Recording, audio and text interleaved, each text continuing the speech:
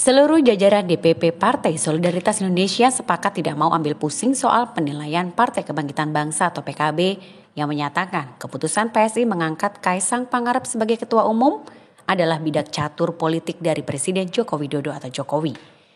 Hal tersebut disampaikan oleh anggota Dewan Pembina DPP PSI Isyana Bagus Oka.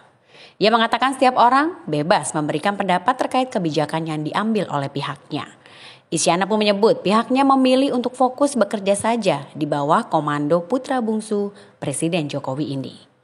Sementara itu PKB menilai konstelasi politik jelang Pilpres 2024 akan berubah dengan Kaisang Pangarep menjadi Ketua Umum PSI. Menurut PKB dengan Kaisang menjadi Ketua Umum PSI tidak sekadar merepresentasikan dirinya sendiri. Pernyataan itu disampaikan oleh Wakil Sekretaris Jenderal PKB Saiful Huda. Jadi Gus Imin sih spontan aja Mbak Disti. Spontan itu dalam pengertian begini. Mbak Grace mendeklarasikan pengumuman Mas Kaisang detik-detik menjelang Pilpres. Berarti kan ada dua momentum yang saya kira mau diambil, salah satunya adalah Pilpres.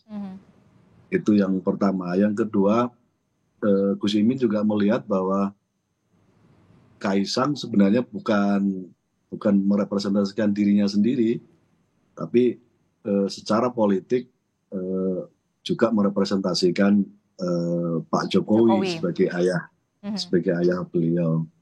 Dan tentu sedikit banyak saya kira akan merubah konstelasi politik kita. Dan itu sangat wajar menurut kita semuanya, dan bukankah itu yang dikehendaki oleh Mbak Grace? Kira-kira begitu.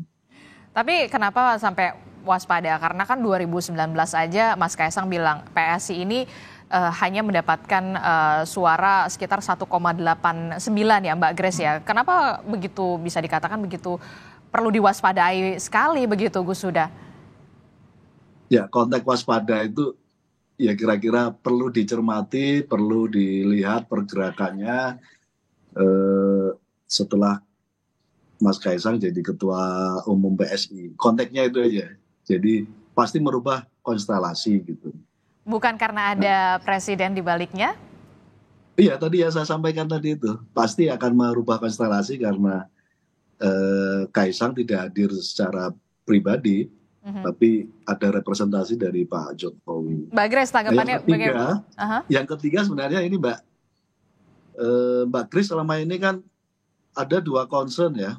Pada konteks Pilpres, memposisikan diri PSI sebagai oposan dari PDIP. Pada konteks ini ya, pileg ya, pemilu legislatif. Pada konteks Pilpres, Mbak Grace dua kali memutuskan, satu kali ya Mas Ganjar lalu menarik, dan hari ini kita tunggu.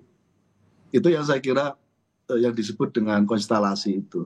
Jadi publik dan kami melihat catur bidaknya Pak Jokowi makin intensif untuk dimainkan menjelang pendaftaran Pilpres.